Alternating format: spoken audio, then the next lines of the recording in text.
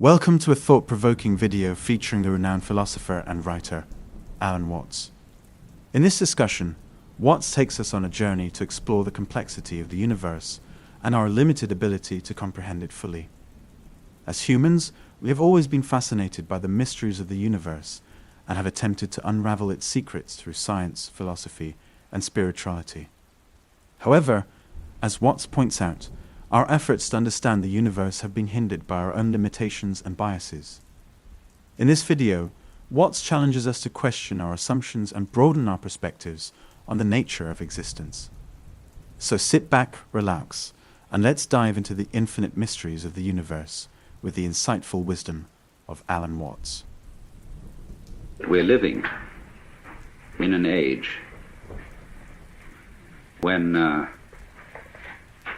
there's been an enormous proliferation of techniques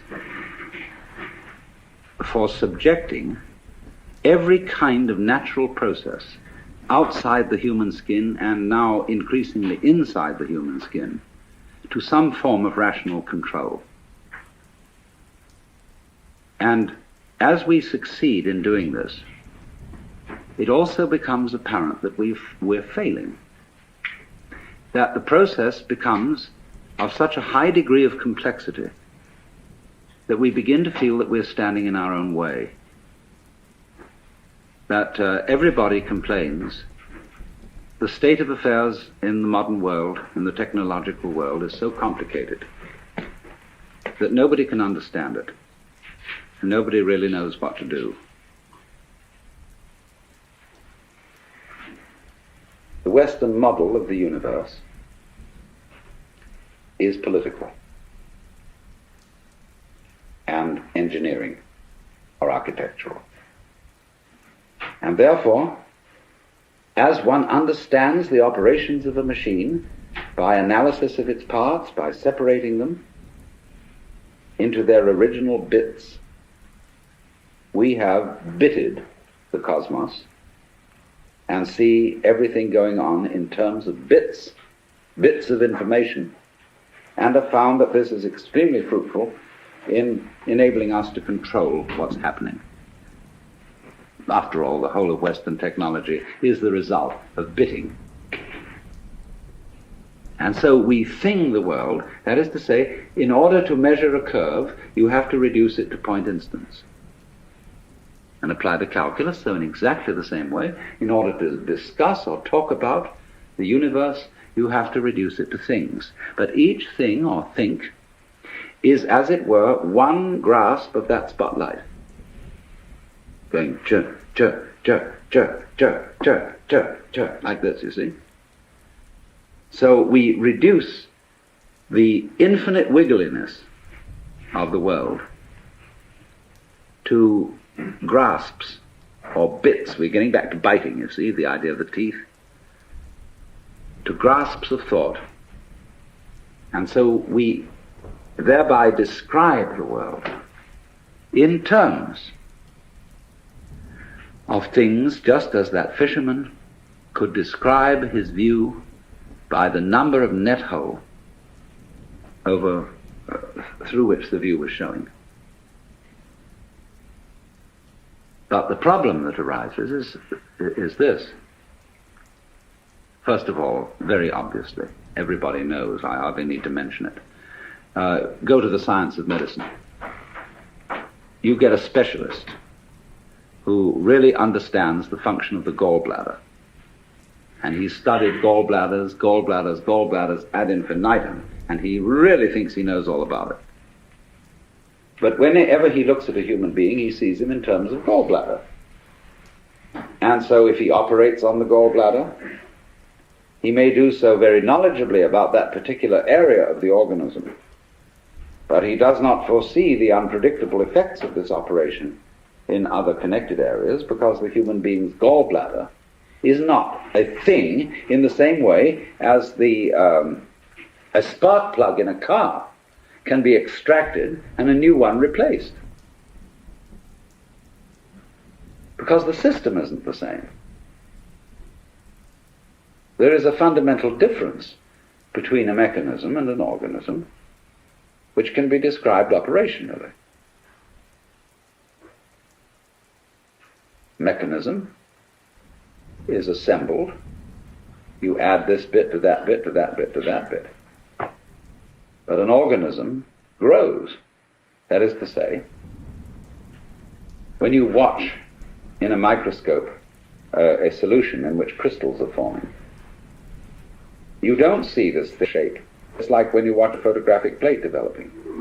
But suddenly the whole area which you're watching seems to organize itself, to develop, to make sense. Moving from the relatively simple and gooey to the relatively structured and prickly. But not by addition. So then, if we are trying to control and understand the world through conscious attention, which is a scanning system, which takes in everything bit, bit, bit, bit, bit, bit, bit, bit, bit, what we're going to run into is that if that's the only method we rely on, everything is going to appear increasingly too complicated to manage. So that you get, for example, let's take the problem of the electronic industry. The catalogues of products that are being produced over the world by the electronic industry. Who has read all the catalogues? How do you know where you've got something you're working on, whether it's patented or not? Who else has taken out a patent? Has anybody had time to read all the catalogues? Well, nobody has. They're just voluminous. And it's exactly the same in almost any other field. There's an information explosion, like a population explosion. How on earth are you going to scan all that information? Yes, of course you can get computers to help you in this direction, but by Parkinson's law, the sooner you become more efficient in doing this, the more the thing is going to develop, so that you will have to have more efficient computers still to assimilate all the information. You'll be ahead, but only for a short time.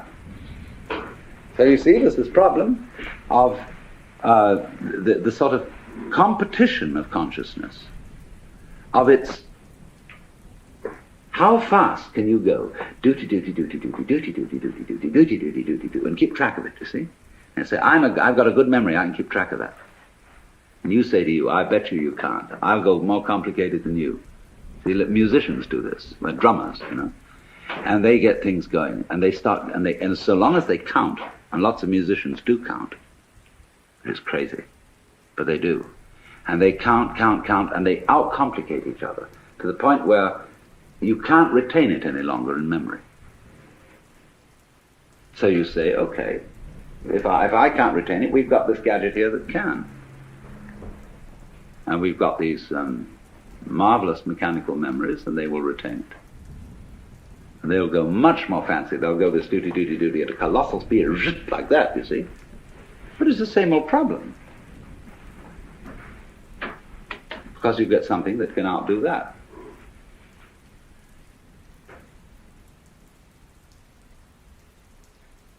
So we end up asking,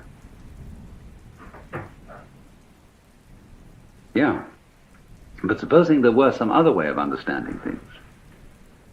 Let's go back from the spotlight to the floodlight, to the extraordinary capacity of the human nervous system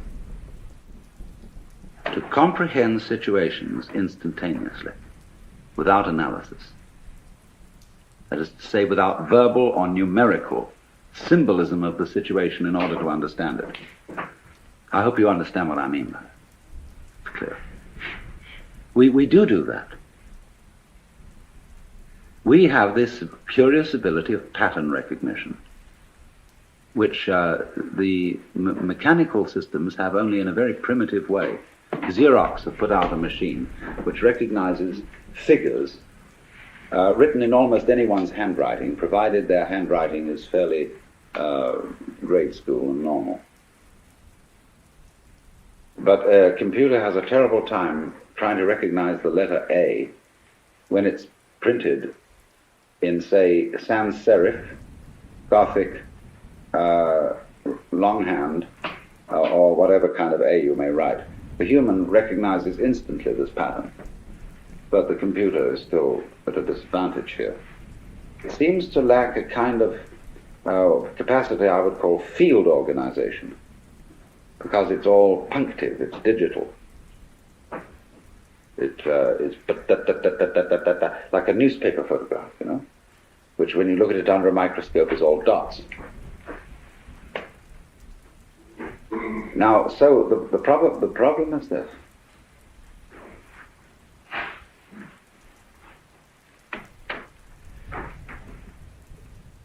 In developing technology,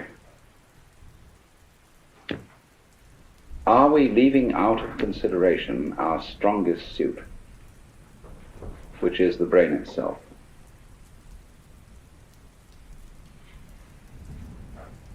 See, we are at a situation where the brain is still not really worked out by even the most competent neurologists. It puzzles them. They can't give a model of the brain in numerical or verbal language. Now, you are that, you see. You are this thing. You yourself are this thing which you yourself can't figure out. In the same way that I cannot touch the tip of this finger with the tip of this finger, I can't bite my own teeth. But I, who is attempting to touch the tip of this finger with this finger, am, by the sheer complexity of my structure, far more evolved than any system which I can imagine. This is in a way slightly akin to the Gödel theorem, that you can't have a system of, say, a logic which defines its own axioms. The axioms of any given system must always be defined in terms of a higher system. All right, so you are the most complex thing that has yet been encountered in the cosmos. And you can't figure you out. Now, suppose we're going to try to do that and become, as it were, completely transparent to ourselves so that we entirely understand the organization or the mechanics of our own brains. What happens when we do that? Well, you're back in the situation of God. When you're God, what are you going to do? When you're God, you know what you're going to do? You're going to say to yourself, man, get lost. Because what you'll want is a surprise. And when you've figured everything out, there won't be any surprises. You'll be completely bored. But on the other hand,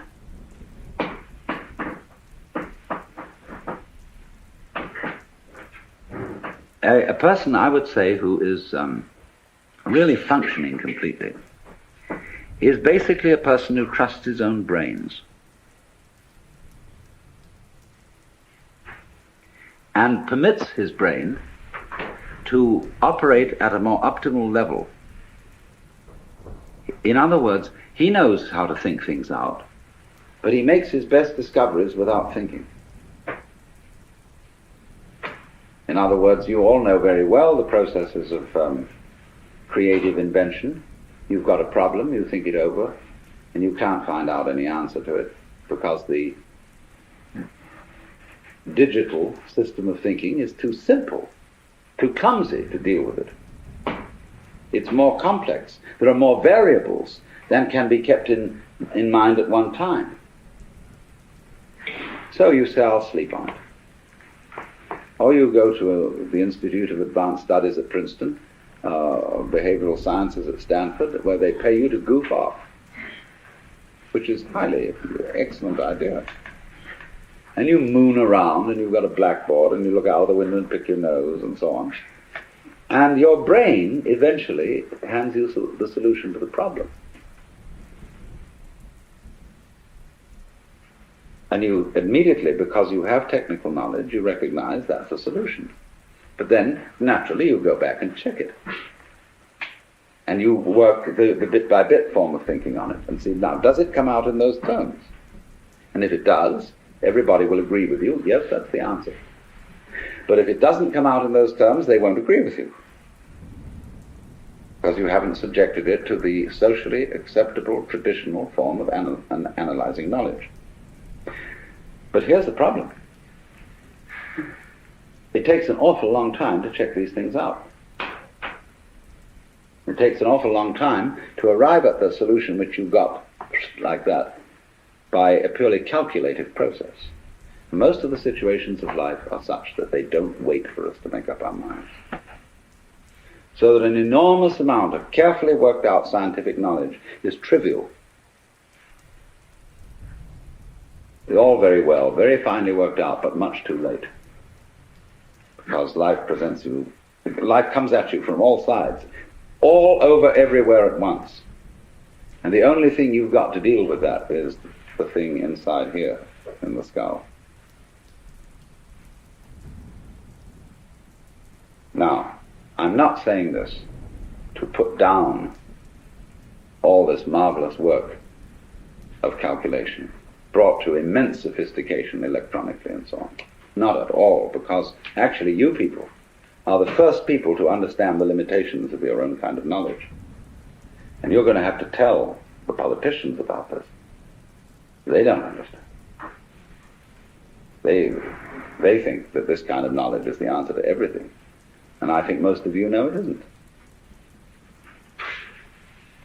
Which is not something, I repeat, against technology. It's only saying that when you walk, you put your right foot forward. And that's fine, but then you must put your left foot forward. So let's say that the great technological enterprise has been putting the right foot forward. But you must bring up the left foot. That is to say, bring up re-valuation and new respect for the organic type of organization, which is incomprehensible to technological thinking, but which always underlies it. That by itself doesn't work, because after you bring the left foot up, you've again got to bring up the right foot. The analytic. After goo comes prickles. After prickles comes goo. And you have to keep this thing up. And I think our danger at the present time is that we are so heady, so delighted with the results of prickles, that we've got to let back a little bit of goo into the system. Well, now, what we've got to try and do is, I think, to work out a way of making the brain itself more efficient. And this is the thing that civilized education has neglected. Lynn White, I'd like to quote him again, used to say that the academic world today only values three kinds of intelligence: verbal intelligence, mnemonic intelligence, in other words, good at remembering, and computational intelligence. He said it entirely neglects kinesthetic intelligence, social intelligence, and he had at least 7 kinds of intelligence. I forget what they all were. But it is this extraordinary capacity of the neural organization, say, to engage in pattern recognition and in solving instantly certain complex problems without knowing how it does it. The trouble is, when you do something you don't know how to do, you've got a non-repeatable experiment, in a certain sense. In other words, you can't explain to someone else how to put it together. But you can do it like you can open and close your hand without any knowledge of physiology. Do it every time. Whoops, I don't know how I do it. I just do it, you see. So we have an enormous potential of intelligence, of knowing how to do all sorts of things, which to the extent that we are academically minded people, we won't allow ourselves to do, because we can't explain it. You know, for example, there's a way of cooling a brazing furnace. It's very simple. But engineers say it's theoretically impossible. It can't happen. It's like bees can't fly by the laws of aerodynamics, but they do.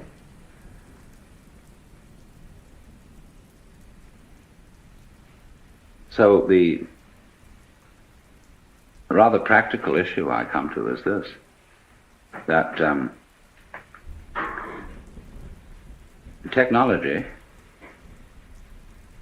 if it relies exclusively on linear thinking, is going to destroy the environment.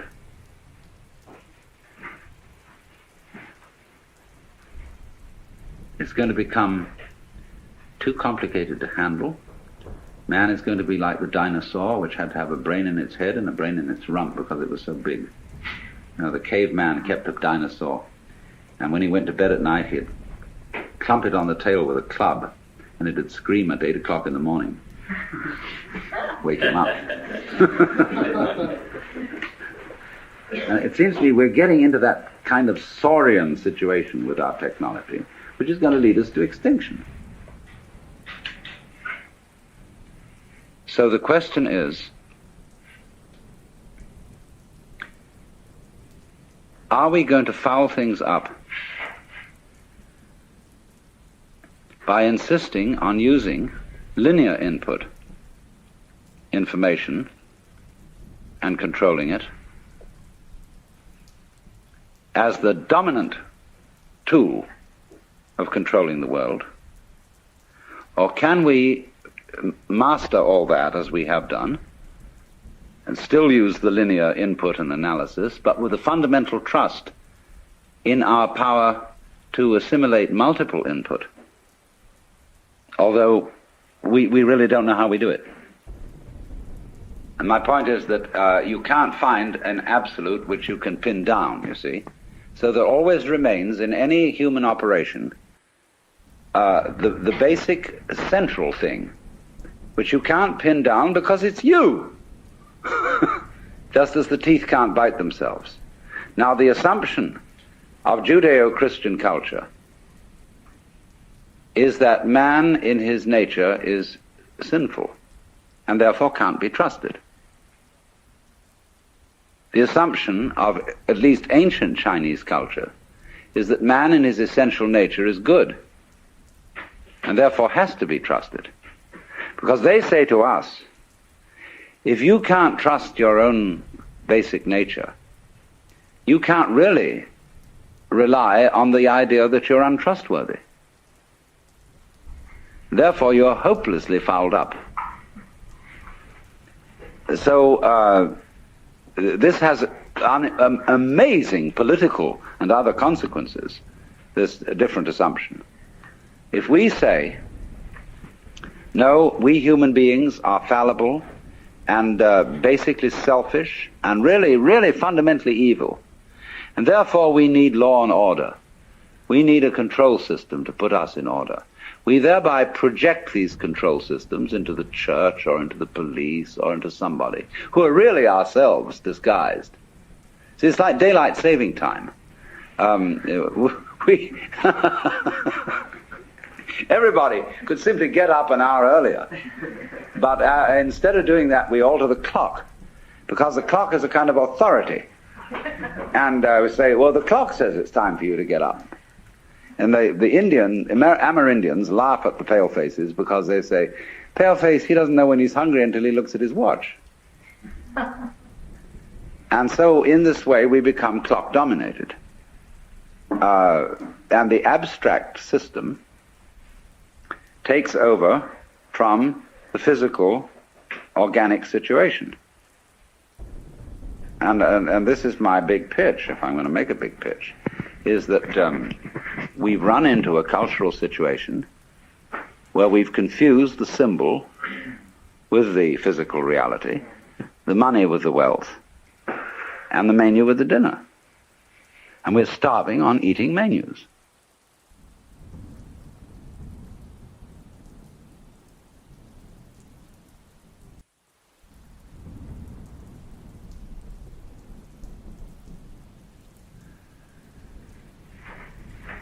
Well, now, what I want to do is have a mutual brain-picking session. And I'm going to start the ball rolling by saying why I, as a philosopher, am interested in many things that you are all probably interested in professionally. Basically, what we're going to talk about, I suppose, is the problem of control, as exemplified in the ancient Latin question,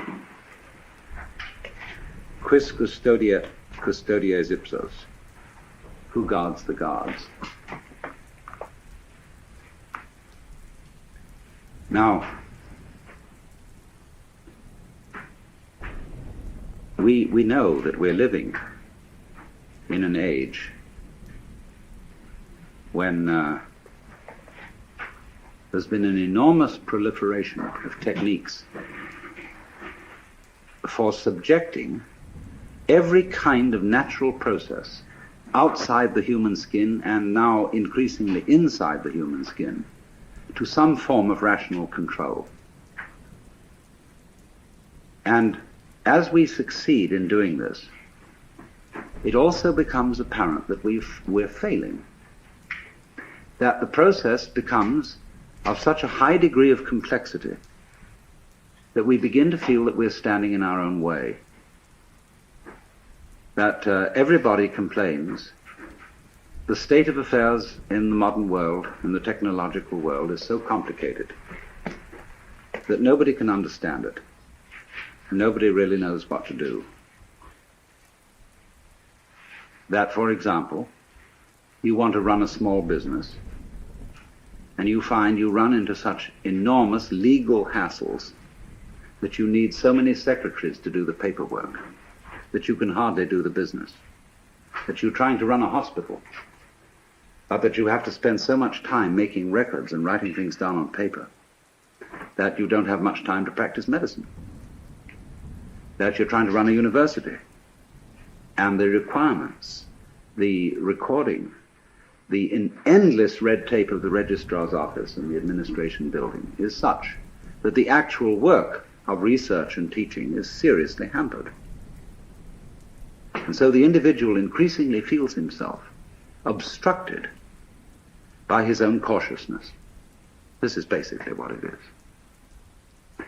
Now, to explain myself, first of all, because most of you are strangers to me, I am a philosopher who has for many years been interested in the mutual fructification of Eastern cultures and Western cultures, studying Oriental ideas, not in the spirit of saying to the West, you ought to be converted to Oriental ideas, but in the spirit of saying, you don't understand the basic assumptions of your own culture if your own culture is the only culture you know.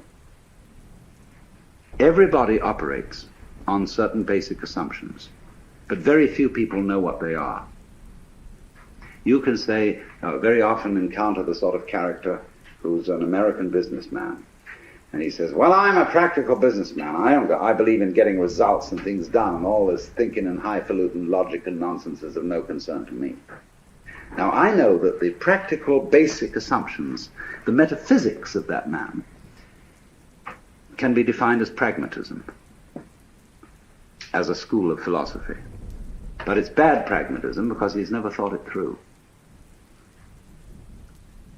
And so it's very difficult, you see, to get down to what are your basic assumptions. What do you mean by the good life? What do you mean by consistency?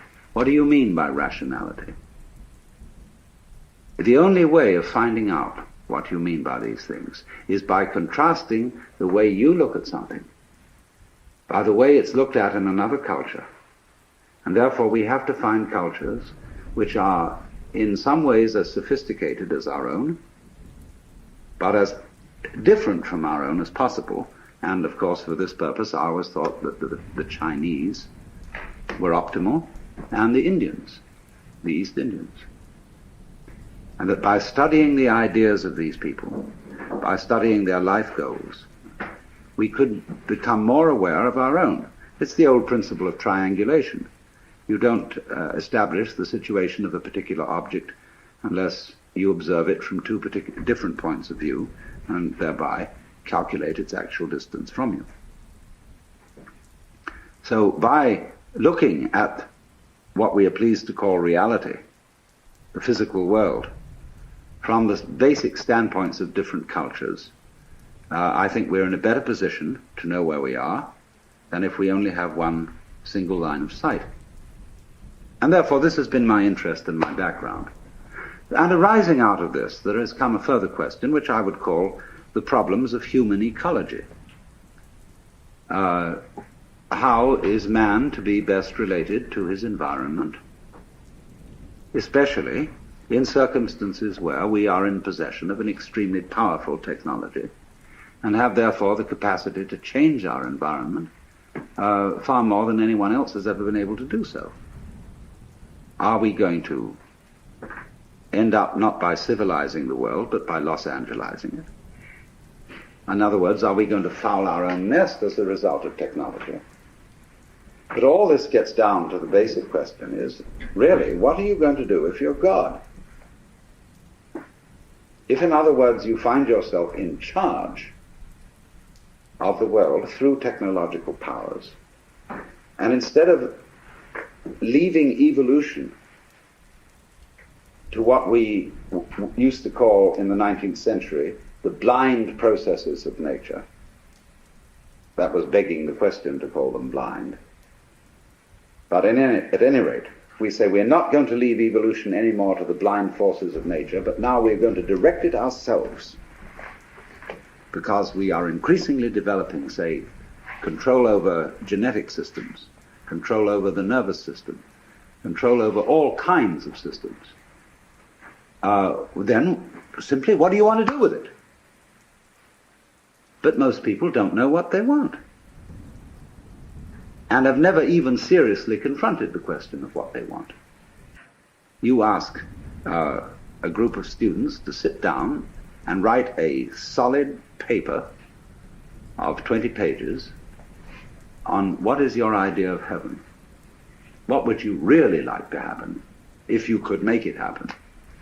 And that's the first thing that starts people really thinking, because you soon realize that a lot of the things you think you would want are not things you want at all. Supposing, just for the sake of illustration, you had the power to dream every night any dream you wanted to dream. And you could, of course, arrange for one night of dreams to be 75 years of subjective time, or any number of years of subjective time. What would you do? Well, of course, you'd start out by fulfilling every wish. You would have routs and orgies and all the most magnificent food and sexual partners and everything you could possibly imagine in that direction. When you got tired of that, after several nights, you would switch a bit and you would soon find yourself involved in adventures and contemplating great works of art, fantastic mathematical conceptions. You would soon be rescuing princesses from dragons and all sorts of things like that. And then one night you'd say, now look, tonight what we're going to do is we're going to forget this dream as a dream. And we're going to be really shocked. And when you woke up from that one, you'd say, ooh, wasn't that an adventure? Then you would think more and more far out ways to get involved and let go of control, knowing that you'd always come back to center in the end. But while you were involved in the dream, you wouldn't know you were going to come back to center, be in control. And so eventually you'd be dreaming a dream in which you found yourselves all sitting around in this room, listening to me talking, all involved with the particular life problems which you have. And maybe that's what you're doing.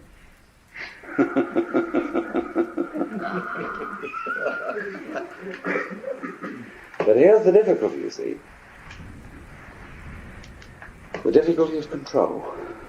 Are you wise enough to play at being God? And to understand what that question means, we've got to go back to metaphysical assumptions underlying Western common sense. And whether you are a Jew or a Christian or an agnostic or an atheist, you are not uninfluenced by the whole tradition of Western culture, the models of the universe which it has employed, which influence our very language, the structure of our thought, the very constitution of logic, which are going into, say, computers. The Western model of the universe is political and engineering or architectural. It is natural for a child to ask its mother, "How was I made?" It would be inconceivable for a Chinese child to ask, "How was I made?" It might ask, "How was I grown?" or "How did I grow?" but not "How was I made?" as if I were an artifact, something put together, something which is a construct. But all Western thought is based on the idea that the universe is a construct.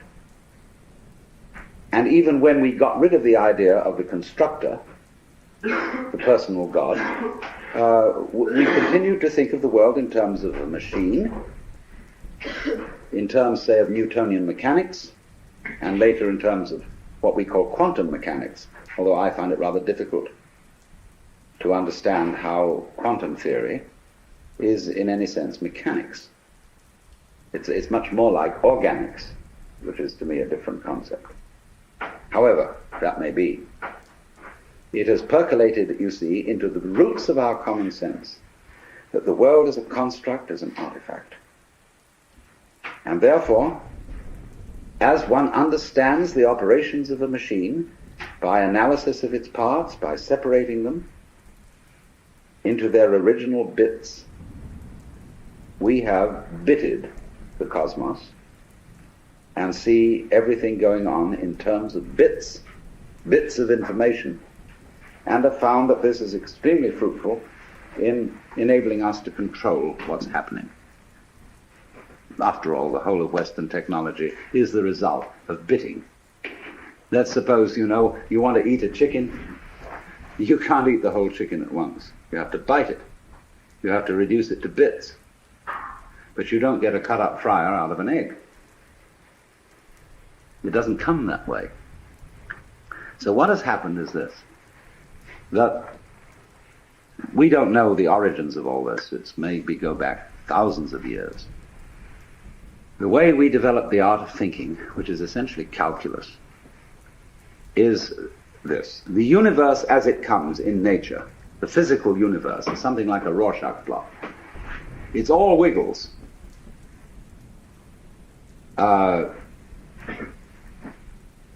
We who live in cities are not really used to this because we build everything in straight lines and rectangles and so on. Wherever you see this sort of thing, you know human beings have been around because they're always trying to straighten things out. But nature itself is clouds, is water, is the outlines of continents, is mountains, is biological existences, and all of them wiggle. And wiggly things are to human consciousness a little bit of a nuisance, because we want to figure it out. And it is as if, therefore, some ancient fisherman one day held up his net and looked at the world through the net. And he said, "My, just think of that. There I can see the view, and it's one, and that peak of that mountain is 1, 2, 3, 4, 5, 6 holes across. And the base is 1, 2, 3, 4, 5 holes down. Now I've got its number. See? And so the lines of latitude and longitude, the lines of celestial and terrestrial, latitude and longitude. The whole idea of a matrix, of a looking at things through graph, paper painted on, printed on cellophane, is the basic idea of measurement. This is the way we calculate. We break down the wiggliness of the world into comprehensible, countable, geometrical units, and thereby figure it and construct it in those terms. And this is so successful up to a point that we can, of course, come to imagine that this is the way the physical world really is. Discrete, discontinuous, full of points. In fact, a mechanism. But I want to just put into your mind the notion that this may be the prejudice of a certain personality type. You see, in the history of philosophy and poetry and art, we always find the interchange of two personality types, which I call prickles and goo. The prickly people are advocates of intellectual porcupinism. They want a rigor.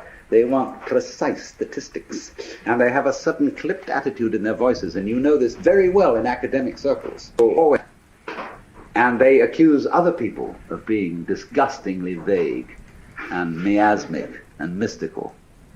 But the vague, miasmic, and mystical people accuse the prickly people of being mere skeletons with no flesh on their bones. And they say to you, you just rattle. You're not really a human being. You know the words, but you don't know the music. And so therefore, if you belong to the prickly type, you hope that the ultimate constituent of matter is particles. If you belong to the gooey type, you hope it's waves. If you are prickly, you're a classicist. And if you're gooey, you're a romanticist. And going back into medieval philosophy, if you're prickly, you're a nominalist. If you're gooey, you're a realist. And so it goes. But we know very well that this natural universe is neither prickles nor goo exclusively. It's gooey prickles and prickly goo.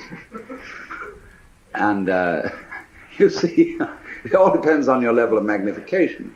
If you've got your magnification on something so that the focus is clear, you've got a prickly point of view. You've got structure, shape, clearly outlined, sharply defined. The little out of focus is going to go bleh, and you've got goo. But we're always playing with the two, because it's like the question is the world basically stuff, like matter, or is it basically structure? Well, we find out, of course, today that in science we don't consider the idea of matter, of there being some sort of stuff, because supposing you wanted to describe stuff, in what terms would you describe it? You always have to describe it in terms of structure, something countable, something that can be designated as a pattern. So we never get to any basic stuff. It seems to me that this way of thinking is based on a form of consciousness which we could best call scanning. The capacity to divide experiences into bits is somehow related to a physical facility which corresponds to sweeping a radar beam or a spotlight over the environment. The advantage of the spotlight is it gives you intensely concentrated light on restricted areas. A floodlight, by comparison, has less intensity.